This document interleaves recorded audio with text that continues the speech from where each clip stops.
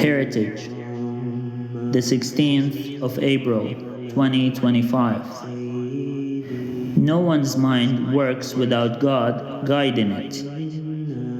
قال النبي صلى الله عليه وسلم: لا تخيروا بين الأنبياء فإن الناس يصعقون يوم القيامة فأكون أول من تنشق عنه الأرض، فإذا أنا بموسى آخذ بقائمة من قوائم العرش، فلا أدري أكان في من صعق أم حوسب بالصعقة الأولى.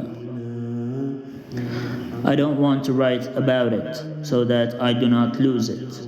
I add, when a person dies, the Prophet Muhammad, peace be upon him, said that his work, his deeds, stop.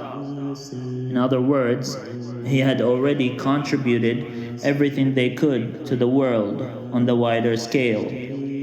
People who will come after them will either learn from the things that they left behind or benefit from the property that they left upon death. Heritage and knowledge are the two things that people would leave behind upon death. You're dancing around the subject. Yes, I am, I answer. Therefore, whatever anyone leaves behind has its own lifetime. People who learn something will have to teach it to someone else in order for it to continue living. A thought, an idea, or an innovation that is brought into the world continues to be used so long as the people do not have any better alternative. People continued using oil lamps until electricity was discovered, yet there are still many people using oil lamps until this day. Alternatively, if knowledge is spread, an innovation is made, and an invention made, then it was pushed down, hidden, or made to be buried so that people do not use it. Then its lifetime had been halted, but has not entirely stopped. Once the knowledge is rediscovered, the hieroglyphics deciphered, the manuscripts excavated, then its lifetime continues. Belief works in a similar manner. If knowledge of belief is hidden, oppressed, and obscured by the leading authorities of the time, they do not die out. Things that people believe in can return once knowledge is made clear to the generations that follow.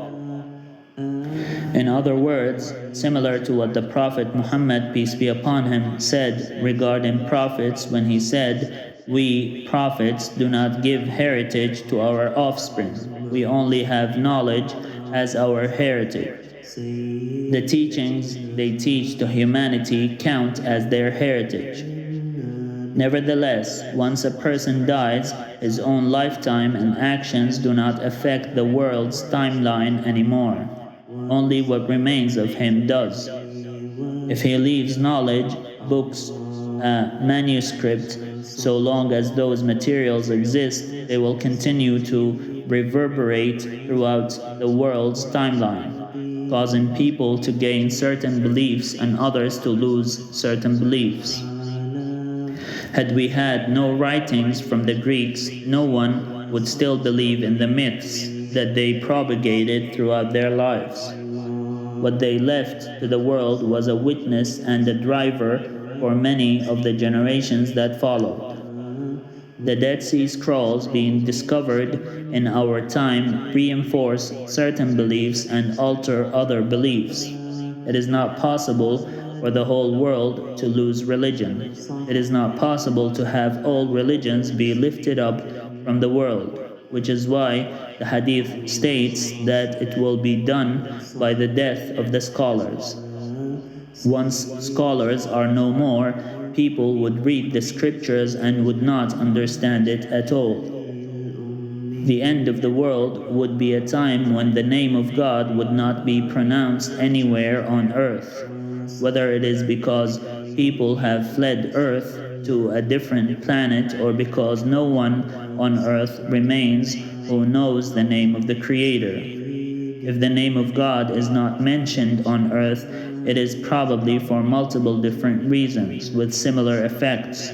No religion will remain on earth because religion without the name of God is pointless. Another hadith would state that knowledge itself would be taken from the world. People would not know how anything works anymore. It is a time when technology fails everywhere, and it is a time when we would return to the life of the wilderness on horses and camels. I'm sorry for writing that. During our life in the wilderness, we would need to have certain knowledges resurface. We would need to learn how to use a compass, to substitute GPS and phones. We would need to learn how to read the sun position to tell the time, how to navigate the world around us without maps. But most importantly, we would need to learn how to live with one another despite the lack of everything around us. We would be living like what this generation calls savages. If anyone comes closer to our possessions and property, we would be inclined to kill them for trespassing. We wouldn't even have guns or rifles. We would be making traps and weapons to hunt animals out of metal and rods. Why would such a deterministic fate be a far-fetched destiny? Why would people consider that an impossibility, taking everything they have in life for granted, without the slightest clue of the deterministic factor of the end times? No, no one knows exactly how things will go or how the end will come, what stages or what situation we would be left on. But we do know that it is coming, and most people know it is coming. People already buy weapons for self-defense, licensed in the US. What would prevent them from hoarding more and more weapons when the disaster actually strikes? People would not really fear people. It is not the actions of people that is alarming, but the description of the end times and what it has of finality and determinism which causes anxiety and terror.